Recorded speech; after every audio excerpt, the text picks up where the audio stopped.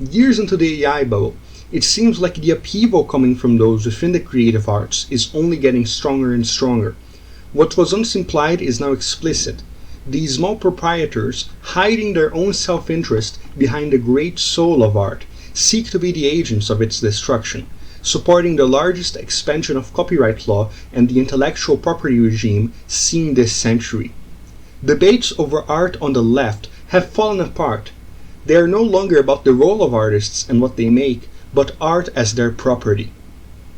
It is the complete victory of rentier monopolism for the little guy, of taking an infinitely reproducible good and imposing artificial limitations on its distribution, regulated by the state. But our leftist heroes haven't realized that copyright is not for them. All the rights they have ever had are conditional on the expansion of capital and the preferences of those owners which have political power, and they find themselves on the bottom of that list. Yet they grovel and whine, they scream against the unified repositories of all knowledge which were long shunted into illegality. Yet they still persist, because the regime they exist under is nothing but an impediment to their development. AI represents a sort of dialectical triumph by the hot bourgeoisie, which recognize that copyright is a fetter on the development of the productive forces, and thus today is a fetter on the reproduction of capital. LLMs are a perfect abstraction, processing natural language just enough to blur the lines of authorship while protecting the power of the corporate world to enforce their rights, the unquestionable rights, the only ones truly guaranteed.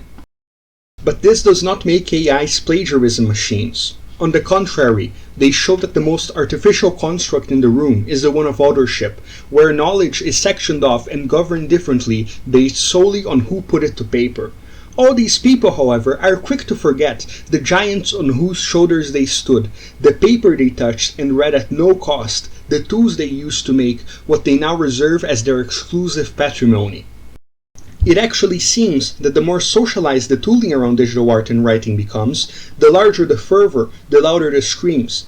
Years ago, when the only good options to get into digital writing and art were Microsoft Word, 3ds Max, and Photoshop CS6, people would release things for free, because they just happened to, by magic, get their programs, plugins, and templates for free. Those who talked about ownership were allowed niche, seen as ungrateful and elitist. But now that Blender, Krita, and LibreOffice exist, hypocrisy is dead, and we all have the right to be assholes too.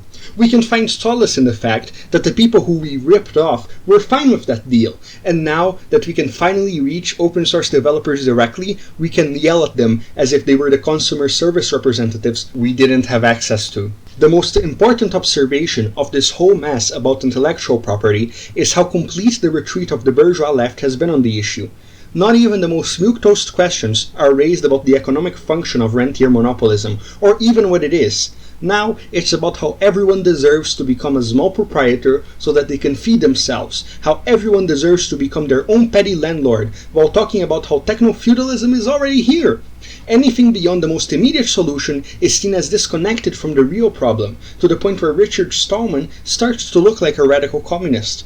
There is no horizon here for any struggle, for the most elementary network of interdependence. The only mutual weight is broke people commissioning sketches from each other on Ko-Fi. How pathetic is that really? These small craftsmen have never been so desperate, yet their politics remain in the same place as a century ago, validating all the analysis they decry as being written by dead white men. The only thing they can do is eat the world, destroy, destroy, destroy, destroy the Internet Archive, destroy the public library, destroy the open access collections, destroy feeds publishing scientific research. They will do it just to make another penny, a penny to let them pay rent for just one more month while signing their landlord's praises because slum owners are human too. The communist movement is the enemy of small business because it first replaces the landlordism in the movement's ranks with an organism that aims not only for subsistence but the complete overcoming of present society. The first steps of the revolutionary program bring massive economic advancement without repairing a single machine or building a single boat, merely by tearing down the fetters, doing away with the waste of resources whose only purpose is dodging taxes, carving out markets, and reducing shipping costs. In the battle between the large and small landlord, it's a pity both sides can't lose.